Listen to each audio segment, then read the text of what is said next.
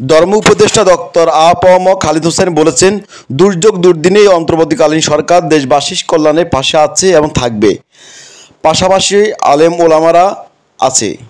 আমরা লক্ষ্য করছি ফেনী, নোয়াখালী ও লক্ষ্মীপুর বন্যা বানবাসী মানুষের পাশে যেভাবে আলেম ওলামারা মাদ্রাসা শিক্ষার্থী ঝাঁপিয়ে পড়েছে। দুর্যোগে দুর্দিনে আমরা আছি, বাংলাদেশ সরকার আছে, জেলা প্রশাসন আছে, আলেম ওলামারাও আছে।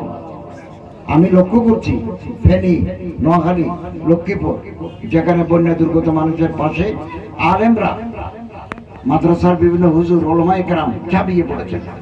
বৃহস্পতিবার সকালে সদর উপজেলার তেরেগঞ্জ ইউনিয়নের চরমটুয়া আরাবিয়া দারুল উলুম মাদ্রাসার প্রাঙ্গণে ত্রাণ সামগ্রী বিতরণকালে প্রধানমন্ত্রীর বক্তব্যে তিনি এসব কথা বলেন। ধর্ম উপদেষ্টা আরও বলেন, আমরা লক্ষ্য করছি ফেনীতে বেসরকারি উদ্যোগে 1 কোটি টাকার ব্যয়ে বাঁধ নির্মাণ করা হচ্ছে। সেখানে বেসরকারি উদ্যোগ কাজ চলছে। ইনশাআল্লাহ চলমান পরিস্থিতি থেকে আমরা উদ্ধার হব। আমরা বেশি করে আল্লাহ সাহায্য প্রার্থনা করব।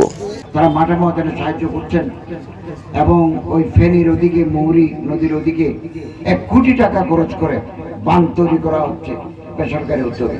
সরকারি উদ্যোগেও কাজ চলছে, বেসরকারি উদ্যোগেও কাজ চলছে। ইনশাআল্লাহ আমরা এই বিপদ থেকে উদ্ধার হতে পারবো।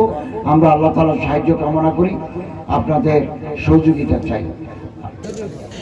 এ সময় উপস্থিত ছিলেন জেলা পরিষদ সুরিয়া জাহান, পুলিশ সুপার তারিক বিন রশিদ, অতিরিক্ত পুলিশ সুপার সার্কিট শরীল রানা, সদর উপজেলা নির্বাহী কর্মকর্তা মোহাম্মদ আরিফুর রহমান, সদর মডেল থানা ভারপ্রাপ্ত কর্মকর্তা ওসি ইয়াসিন মজুমদার সহ প্রমুখ।